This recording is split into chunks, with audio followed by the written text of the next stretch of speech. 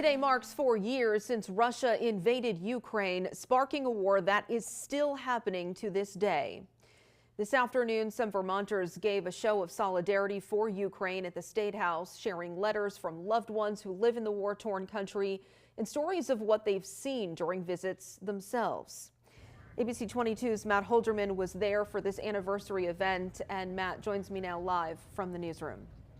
Thanks, Lauren. Yeah, you could really feel the passion and care coming from everyone who spoke in Montpelier today. It included some Vermonters who are from Ukraine themselves or have family ties to the nation.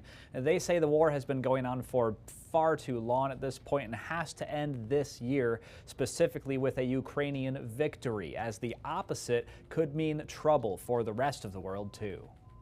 At this crucial hour, we cannot abandon Ukraine. A powerful set of speeches rang through the Vermont State House Tuesday afternoon as Ukrainian Vermonters and Vermonters who have loved ones in the country marked 4 years of fighting for freedom following Russia's invasion on February 24th, 2022. And who would have thought that 4 years later, we still need to bear witness. Some speakers shared messages from people they know who are in Ukraine, a couple specifically in the capital city of Kyiv, which continues being battered and bombed to this day. Our daily reality is the sound of air raid sirens several times a day and through the night, the explosion of drones, cruise missiles, and ballistic missiles arriving from a neighboring country and destroying the lives of my fellow citizens. Others shared war stories they've seen with their own eyes, including State Senator Tanya Vyhovsky, whose grandfather immigrated to the U.S. from Ukraine in the late 1940s. She took a trip to the country last August and says that while being there helped her connect with her culture,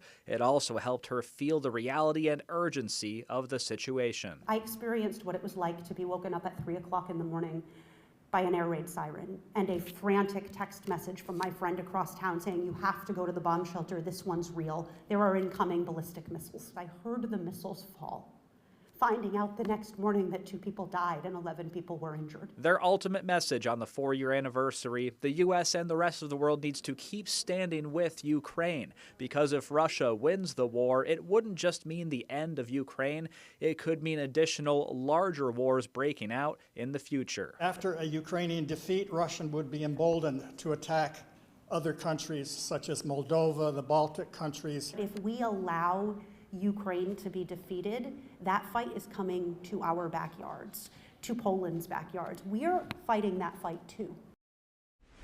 And there will be action taken across the U.S. later tonight. The Ukrainian Congress Committee of America has asked everyone to stop using electricity for 10 minutes at 8 p.m.